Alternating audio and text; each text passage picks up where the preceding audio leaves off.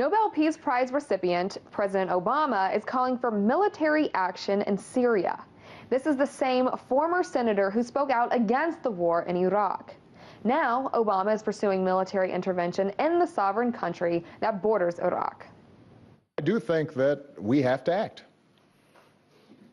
because if we don't, we are effectively saying that even though we may condemn it and issue resolutions and so forth and so on, somebody who is not shamed by resolutions can continue to act with impunity.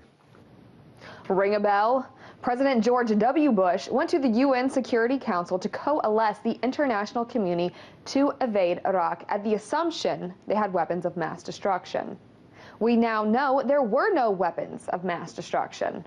Today, Obama is calling on the global allies to intervene in Syria because of the alleged use of chemical weapons by Syrian President Bashar Assad. And Obama's calls are so very similar to his predecessor, whom he heavily criticized and was awarded the Peace Prize. The Iraqi regime possesses biological and chemical weapons. Today, we've released our unclassified assessment detailing with high confidence that the Syrian regime carried out a chemical weapons attack. States like these and their terrorist allies constitute an axis of evil, arming to threaten the peace of the world. This kind of attack threatens our national security interests by violating well-established international norms. Their military approach in the Middle East is in lockstep.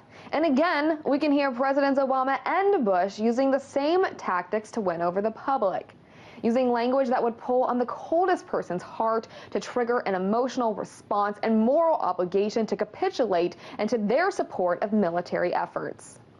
This is a regime that has already used poison gas to murder thousands of its own citizens. A government chose to deploy these deadly weapons on civilian populations, leaving the bodies of mothers huddled over their dead children. When those videos first broke and you saw images of over 400 children subjected to gas. Obama's efforts to gain international support have not been as successful as President Bush, however. Only 9% of Americans surveyed by Reuters think President Obama should intervene in Syria's civil war. Today, military intervention is harder to sell because the public is not behind it. And maybe that's because they've heard the same story before.